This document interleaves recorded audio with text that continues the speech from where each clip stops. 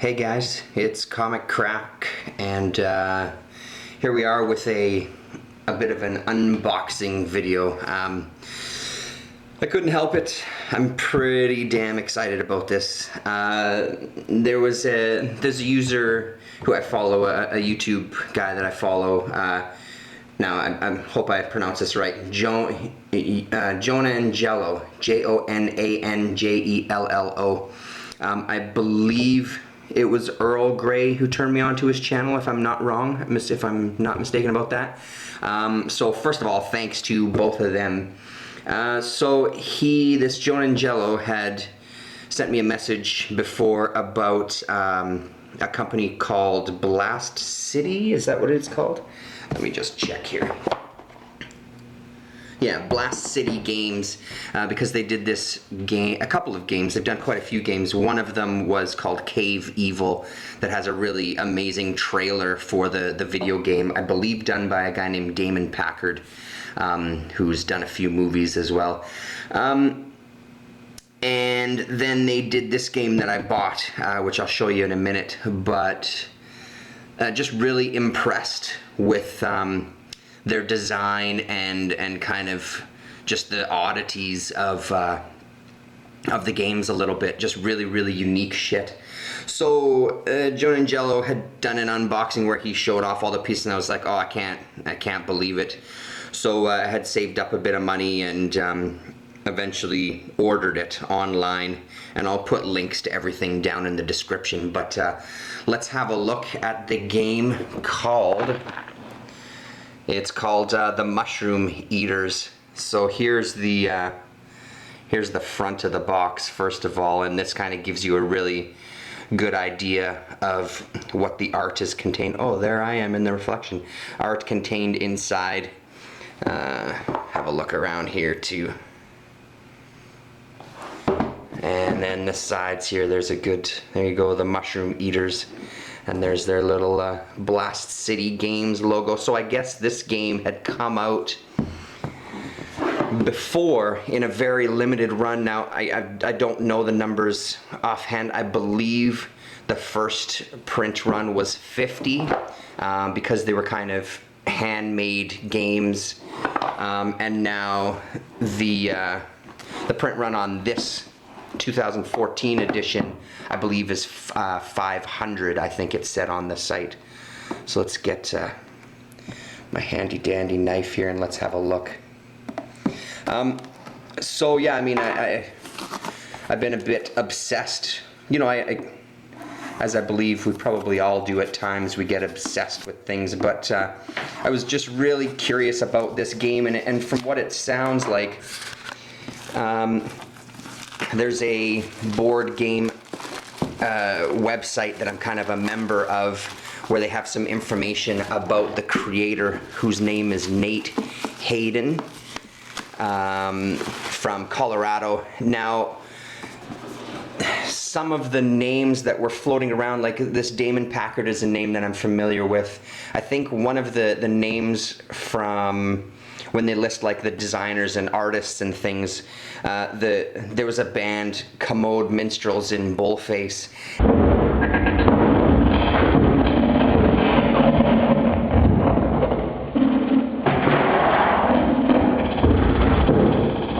And I think they were kind of related. I'm not 100% sure on this. I know I've heard a little bit of their stuff. I believe they were related in some way, shape, and form with the Carolina guys.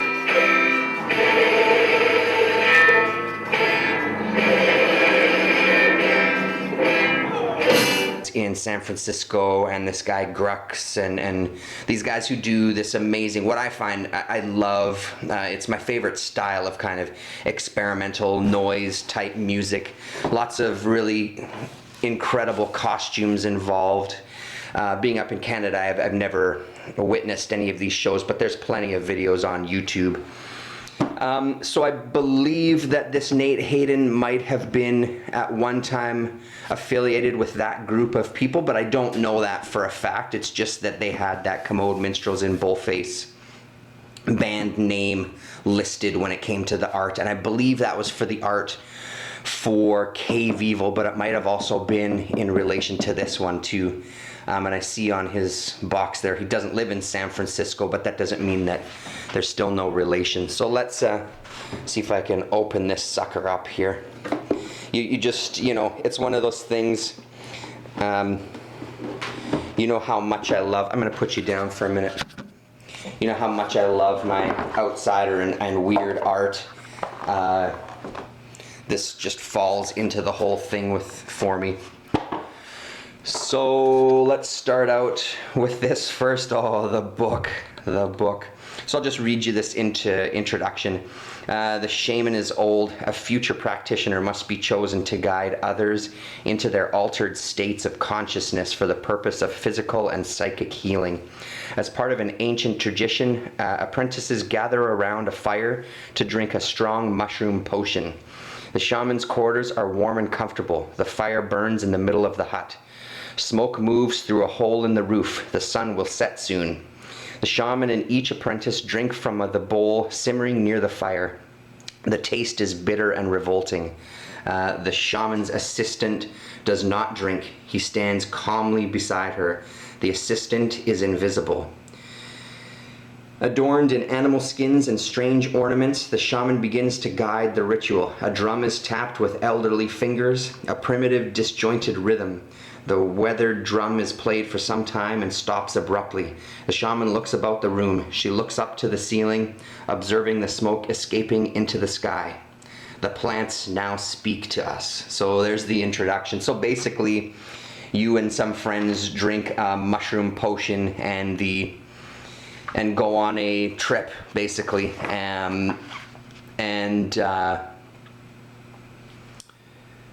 The whole purpose is to see who's going to become the next shaman of the village. So it's kind of a cooperative board game, but within that, you're also trying to be the one who becomes enlightened enough so you can be the next shaman of the village. And it's incredible, and when you see the art, you'll understand even more so why I just needed to pick this sucker up. So quite a good booklet and all the instructions and extra bits. I won't spend too much time into here, but there you go, because I'm excited to get to the actual pieces. Now the thing, there's a little interview on one of the gaming channels that I subscribe to where they were at a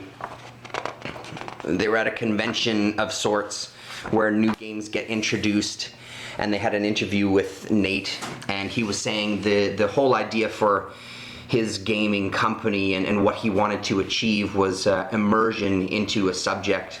So I guess he's a bit of a gamer anyway, and I believe he said that it was more European games that he was kind of drawn to in the past and that had these amazing themes. But when he played the games, he found that he couldn't get himself immersed into the world enough, so he decided to create his own games. With Cave Evil, for example, I saw on the site, that's the next one I'm going to save up for. I saw on the site that you can also order a cassette tape that's kind of a soundtrack that you can listen to while you're playing the game, which I think is a freaking incredible idea. I'm going to try to pick out some of my weird psychedelic records to listen to while we play this game too. So that was kind of his premise of wanting to make these games so it would become this really immersive experience, as well as playing a game. You'd get this experience to go along with it. So yeah, I'll save the best part for last, but I see them here and oh man, oh guys. So let's have a look at some of the boards. So here's a little board. So it's kind of, there's games within the game as well. So there's certain, I should mention this too. There was a guy, let me just make sure I say his name right as well. I believe it's Calandale, Calandale. I'll link to his channel as well. He does a lot of wargaming and stuff like that. And what he does is he does gaming reviews where he sits down and he plays the game. So he'll play like a 4-person game and kind of walk you through how the game is played and then give his opinion on it. He played this game and I watched the videos because that's how nerdy I am about it. Apparently Nate sent him Cave Evil and he had sent him this Mushroom Eaters too, so he's done a review of both of the games, but you can actually sit and watch the game played. So there was some spots where you move to this board and it becomes like a miniature game within the game, so there's a look at that board. Here's another kind of, it's a graph almost that charts your growth as you're going on this trip. So you get these little cubes representing the colors, and the pawn represents the group as a whole because there's only one pawn that moves through the board at a time. So you use this to kind of symbolize the group moving, and then your each individual colors, and you go up on here to get different strengths and to see if you're panicking and that sort of thing, and they give you bonuses. So that's kind of your markers for your counters there, and then the counters themselves. Let's do the, well, let's have a look at the board. This is also one of the amazing things about this game, which you'll see right away if I can open it up here. So it's just so cool. So the game starts out like this. Now let me make some space here. So this is your first game. So here's everybody sitting around, and you take the mushroom potion and you start moving yourself around the board. You eventually get to, I believe it's this spot here, and if you look, there's a C, D, and a B.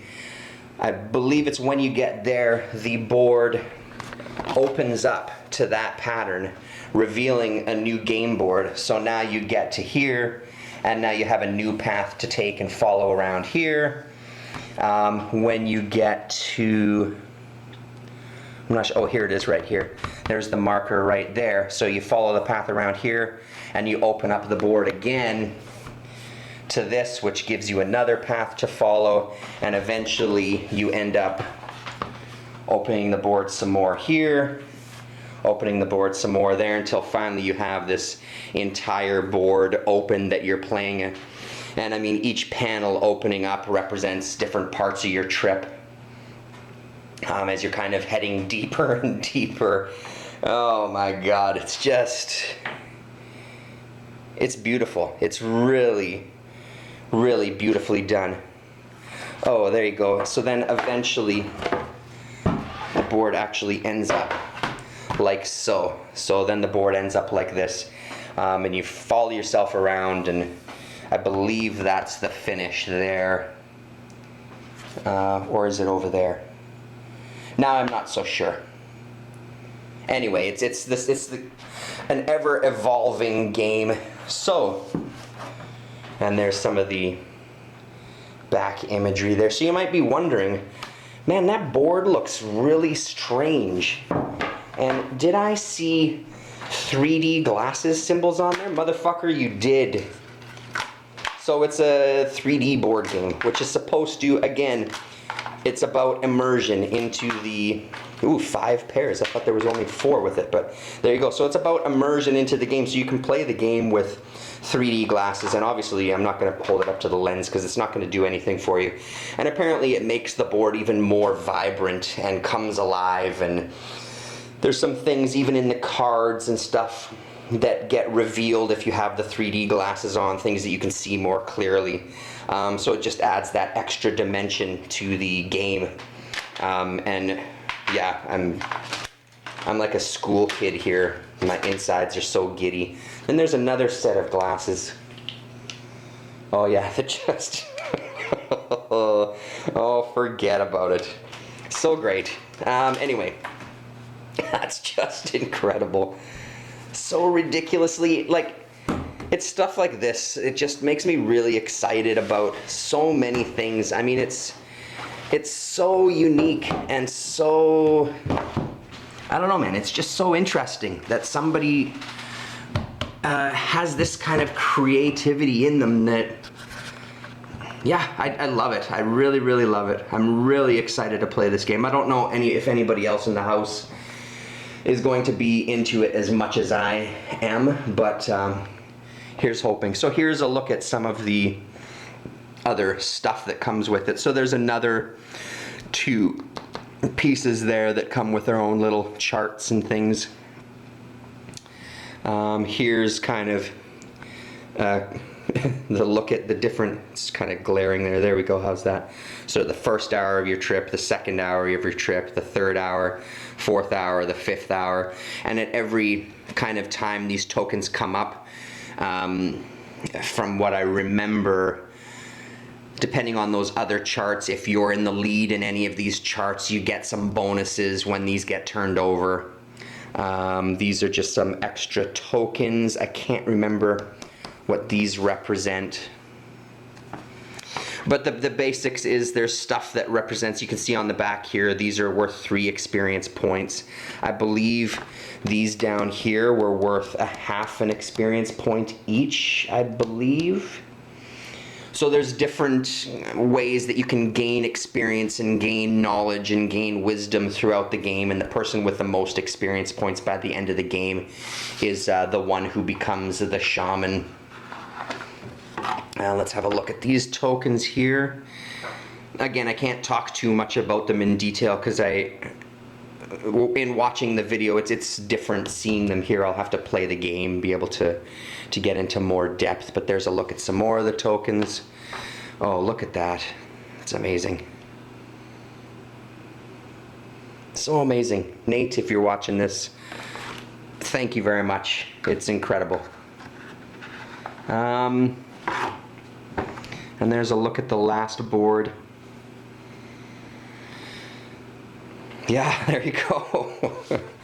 Forget about it. Yeah, so man, I'm really excited. I have the night to myself tonight, actually. Special sexy lady friend and our daughter went out visiting, so this is why it's so nice and quiet and I get to sit with the game for a little bit. I don't know if I'll have time to actually play the game tonight on my own, but that's my plan, to play it once by myself and with like a 3-person setup or maybe even a 4-person setup, and then be able to explain the game with a little more ease to special sexy lady friend when we play together. So there's the counters. And now we'll get to the cards themselves. I'm gonna put you down again for a minute here while I crack these open. Now, I won't go through too many of these cards because I think part of this is the excitement of discovering all these things yourself. I'll just open both packs here. I highly recommend, though, there's a trailer for this game as well, too. That's pretty mind-blowing.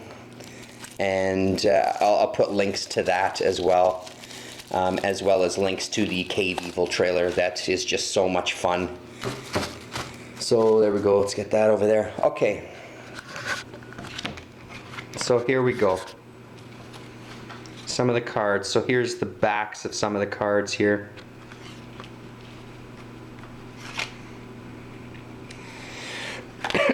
Oh, there you go. So that might be, yes, there you go.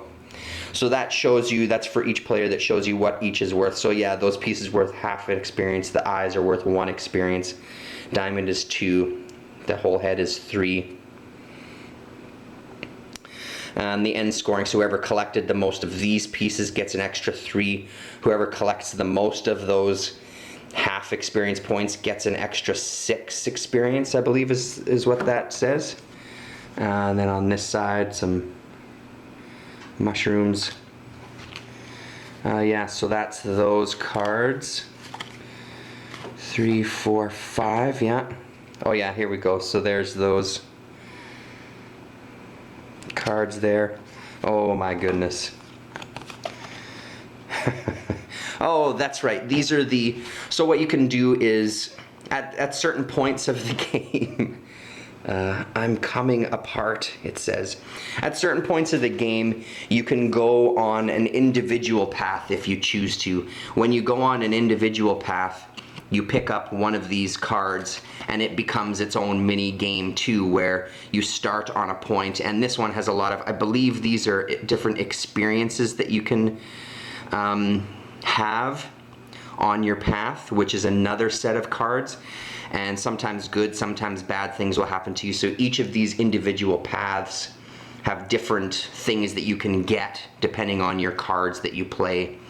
And then once you finish it, you kind of join the group again, but it's kind of represents, you know, if you're kind of with a group of people and you're on any sort of trip, if you've ever had this experience in your life, you know, you kind of wander off on your own sometimes or stay a part of the group. So there's your individual experiences. So that's cool. So that's what those cards are. Again, I don't want to look at too many of those, but let's have a look at a couple anyway. There you go, there's another one there. The moment travels inside the fractal. Abandoned time.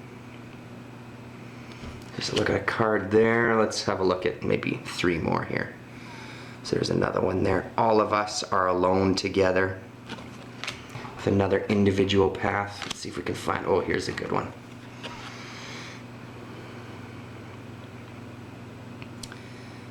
Ancestors Echo is what that says. It doesn't seem to be focusing in on that so well. And then finally, let's look at this one more here. So there's a fantastic looking card there. Beauty is breathing. So there you go. So there's a look at your personal path cards there. And I believe this whole rest of this pack, yeah, the whole rest of that pack is your personal path cards. I don't remember what these are. Disturb, Euphoria. These might be from that experience deck, that fire deck, or individual experiences. I believe, again, I don't want to say too much because I'm not as knowledgeable on all the bits yet. And then we get to collect. Okay, let's see if we can find. Oh wow, look at these. Holy man. Here we go. So gentleness does wonders. Nice little collage on there. Wow, forget it. Oh yeah, more collage. So there's a battle for symbolic supremacy. I'm not sure when these cards come into play. But I want to get to, let me just see here. Here we go. So here's the individual player cards that I wanted to get to. So you have, uh-oh, that's a telephone. Sorry, 1 second. Okay, sorry about that. Solicitors. So these are the individual players cards. So there's purple's deck, there's red's deck, yellow I guess, or like a green, brown, and an orange. So everybody gets their own deck of cards, and I believe they all pretty much look the same. So these represent your movement. So when it's your turn, you play one of these cards. So you can play a 0 card where you don't move at all. You don't kind of, in Callendale's video, he was using this where you don't move off of a spot here and you get to experience that spot once more. Apparently you don't do that. You just don't move the token and you don't experience anything. So it's kind of, I guess it would come into play because as you go through your cards, you put them in a discard pile. When you've used all your cards, you take that discard pile back. So if you have a couple of cards left and it takes you to a spot that's going to do damage, you might choose to play the 0 card so you don't move. And there's a look at the 1. And then I believe the symbols on the bottom let you do something as well too. They're kind of like a special ability in a way with the card. So there's another 1, there's another 2, there's a 3, there's another 2 rather, there's a 3 here. Wow. There's a 3 there. And then this is your kind of character. Your special character card for 2. It doesn't seem to be focusing. Where's my range? Somewhere in there anyway. Yeah, so there's the character for that guy. Let's just have a look at the characters. She looks a little panicked. That dude is out of it. Trouble. There's that guy there. And then finally, the 5th player. It's funny, he played a 4-player game on Callendale's thing. I thought that it was only a 4-player game, but obviously not, because there's 5 of them. So, yeah. All I gotta say is wow. And again, wow. And as John Angela would say, cool. So cool, man. So cool. And he's absolutely right. The shaman and each apprentice drink from the bowl simmering near the fire, the taste bitter and revolting. The shaman's assistant does not drink. He stands calmly beside her. The assistant is invisible. Adorned in animal skins and strange ornaments, the shaman begins to guide the ritual. A drum is tapped with elderly fingers, creating a primitive, disjointed rhythm. The weathered drum is played for some time, then stops abruptly. The shaman looks about the room. She looks up to the ceiling, observing the smoke escaping into the sky. The plants now speak to us.